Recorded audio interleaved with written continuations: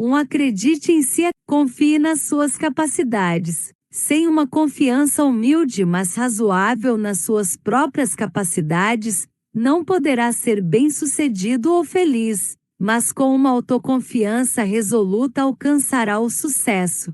Sentimentos de inferioridade e desadequação impedem a concretização dos seus sonhos, ao passo que a autoconfiança permite alcançar a realização pessoal e o sucesso.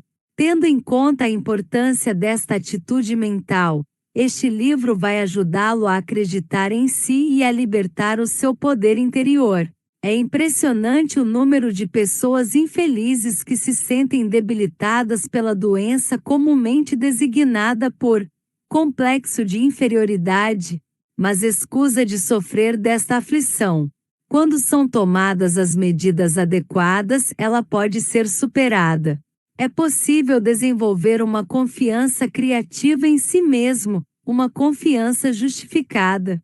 Após um discurso proferido perante uma plateia de empresários num auditório municipal, encontrava-me no palco a saudar as pessoas, quando um homem se aproximou de mim e com uma intensidade invulgar me perguntou: "Posso falar consigo a respeito de um assunto extremamente importante para mim?"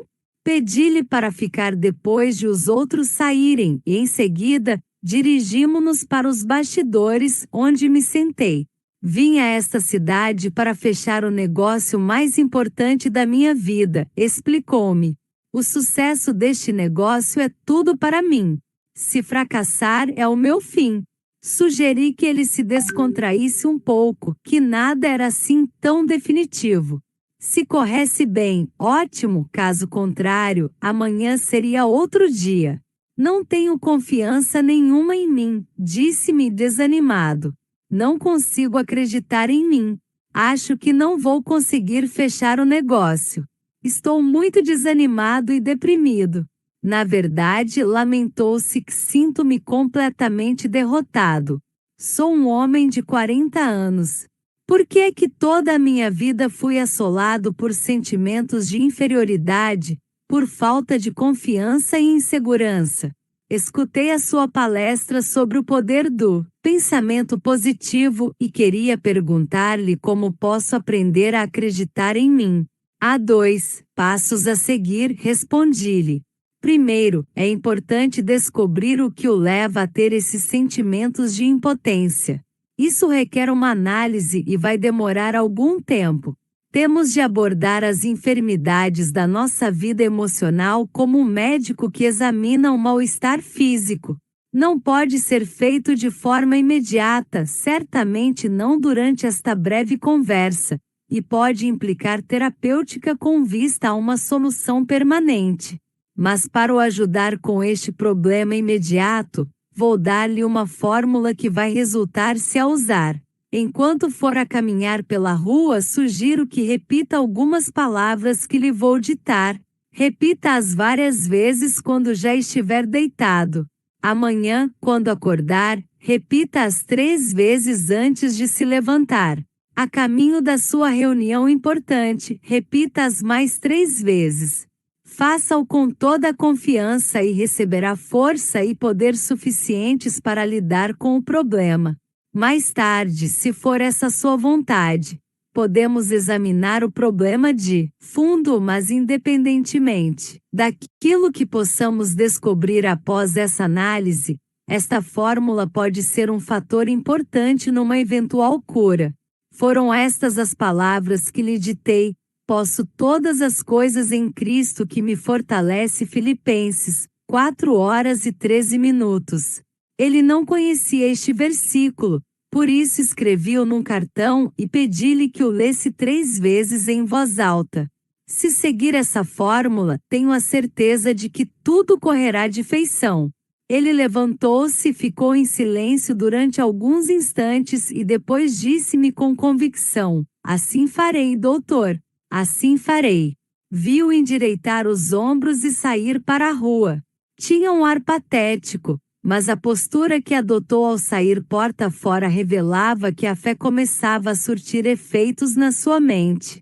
Mais tarde, revelou-me que aquela simples fórmula tinha feito maravilhas, acrescentando: parece impossível que algumas palavras da Bíblia consigam fazer tanto por uma pessoa. Posteriormente decidiu fazer uma análise que revelasse os motivos das suas atitudes de inferioridade. Esses sentimentos foram eliminados através de aconselhamento científico e pela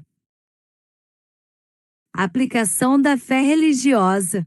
Aprendeu a ter fé e recebeu instruções específicas que devia seguir, que serão reveladas mais à frente neste capítulo. Gradualmente alcançou um nível de confiança razoável, sólido e estável. Espantava-o o facto de ser agora um polo de atração, e não de repulsa de tudo que estava à sua volta. A sua personalidade assumiu um caráter positivo em vez de negativo, e ele já não repele o sucesso, pelo contrário, atrai-o. Tem agora uma confiança genuína nos seus poderes. Existem inúmeras causas que explicam os sentimentos de inferioridade e muitos deles têm raízes na infância. Um executivo consultou-me sobre um jovem que pretendia promover na sua empresa. A questão é que não posso confiar-lhe informações sigilosas relevantes, o que é uma pena porque, caso contrário, promovê-lo-ia a meu assistente administrativo, explicou-me. Tem todas as outras qualificações necessárias, mas fala demais e mesmo sem intenção, revela assuntos importantes e de natureza privada. Após uma análise, descobri que ele falava demais apenas devido a um complexo de inferioridade. Para compensar essa fraqueza, cedi à tentação de exibir os seus conhecimentos. Confraternizava com indivíduos bem-sucedidos que tinham frequentado a universidade e integrado repúblicas estudantis. Mas a pessoa em questão tinha origens humildes e nunca tinha frequentado o ensino superior ou pertencido a uma república. Por conseguinte, sentia-se inferior aos seus colegas em termos de instrução e estatuto social. Para conquistar o respeito deles e aumentar a sua autoconfiança, o seu subconsciente, que procura sempre um mecanismo de compensação, forneceu-lhe uma forma de elevar o seu ego.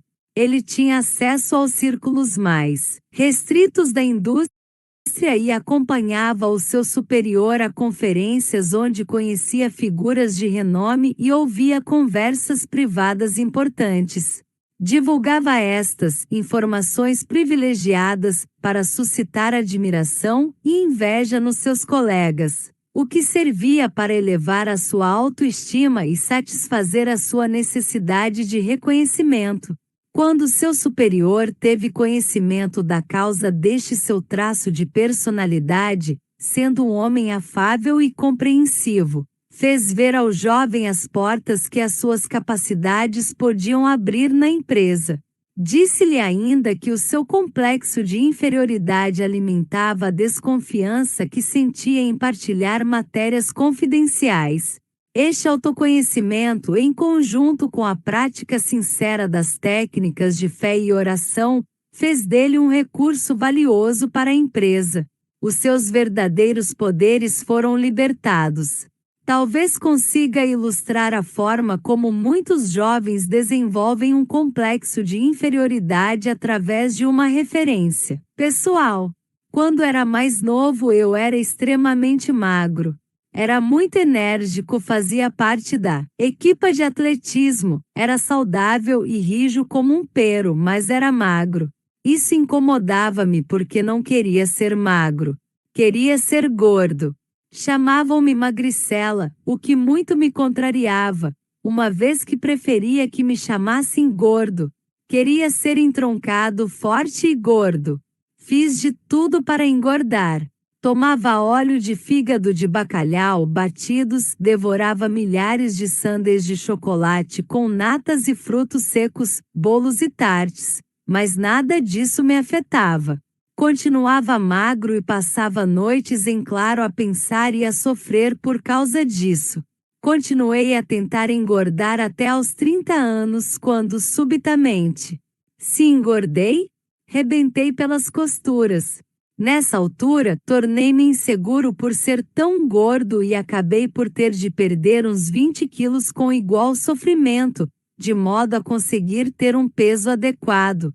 Em segundo lugar, para concluir esta análise pessoal de que dou conta apenas porque pode ajudar outros a entender o funcionamento desta doença, era filho de um clérigo, facto que estava sempre presente na minha vida. Todos os outros podiam fazer o que lhes apetecesse, mas se eu tivesse um deslize mínimo, és filho de um pregador. Daí não querer ser filho de um pregador, pois os filhos dos pregadores têm a obrigação de ser bonzinhos e piegas. Eu queria ser conhecido como um durão. Talvez seja por isso que os filhos dos pregadores têm a reputação de problemáticos, já que se revoltam contra o facto de serem constantemente conotados com a igreja a que pertencem. Jurei que nunca seria um pregador. Além disso, nasci numa família em que quase todos os membros eram oradores públicos, e isso era a última coisa que eu queria ser. Costumavam obrigar-me a discursar em público, quando isso era algo que me aterrorizava. Já se passaram muitos anos desde essa altura, mas de vez em quando ainda sinto arrepios quando subo ao púlpito. Tive de usar todos os artifícios à minha disposição para ganhar confiança nos poderes que Deus me concedeu. Descobri a solução para este problema nas técnicas simples de fé que a Bíblia nos ensina. Estes princípios são científicos e sólidos e conseguem curar qualquer personalidade do sofrimento causado pelo complexo de inferioridade. A sua utilização permite aos que sofrem desta condição encontrar e libertar os poderes que foram inibidos por esse sentimento de desadequação. Estas são algumas das origens mais comuns do complexo de inferioridade que inibe a nossa personalidade. Podemos ter sido vítimas de uma qualquer violência emocional durante a infância ou ser esta consequência de determinadas circunstâncias ou de algo que fizemos a nós próprios. Esta condição pode ter origem num passado nebuloso que se esconde nos recessos mais recônditos da personalidade. Talvez tenha tido um irmão mais velho que era um aluno brilhante, que tivesse notas máximas na escola ao passo que o leitor era apenas um aluno mediano, e era chamado à razão por isso mesmo. Por isso acreditava que nunca conseguiria ser tão bom como ele. As notas dele eram as melhores e as suas apenas medianas, e o leitor assumiu que nunca deixaria de ser mediano ao longo da sua vida. Aparentemente nunca percebeu que alguns dos alunos que tinham notas medianas na escola viriam a tornar-se nas pessoas mais bem-sucedidas fora da escola. Nada garante que alguém que obtenha a melhor nota na universidade se torne na pessoa mais importante do país. Talvez as suas notas máximas se acabem assim que ele recebe o diploma, ao passo que o aluno mediano pode vir a tornar-se brilhante ao longo da vida. A solução para eliminar o complexo de inferioridade, que é outro termo para uma descrença profunda em si mesmo, é encher a sua mente até transbordar com fé. Cultive uma fé inabalável em Deus e verá que desenvolve uma fé humilde, mas firmemente realista em si mesmo. A fé dinâmica é alcançada através da oração em abundância, da leitura e da absorção mental da Bíblia e da prática destas técnicas de fé. Num capítulo subsequente irei abordar fórmulas específicas de oração, mas quero salientar que o tipo de oração que produz a qualidade de fé necessária para eliminar complexos de inferioridade tem uma natureza particular. As orações superficiais, formais e simplistas não são suficientemente poderosas. Perguntaram a uma maravilhosa mulher negra, cozinheira na casa de amigos no Texas, como conseguia superar com mestria os seus problemas. Ela respondeu que os problemas comuns podiam ser resolvidos com orações comuns, mas que quando temos um problema importante, temos de rezar de forma mais profunda. Um dos meus amigos mais inspiradores foi o falecido Arlov B. Andrews, de Syracuse, Nova York, um dos empresários e especialistas em matérias de espiritualidade mais competentes que já conheci. Dizia ele que o problema da maioria das orações era não terem a dimensão adequada. Para obterem resultados através da fé, dizia ele, aprendam a rezar em grande. Deus vai julgar-vos de acordo com a dimensão das vossas orações. Escusado será dizer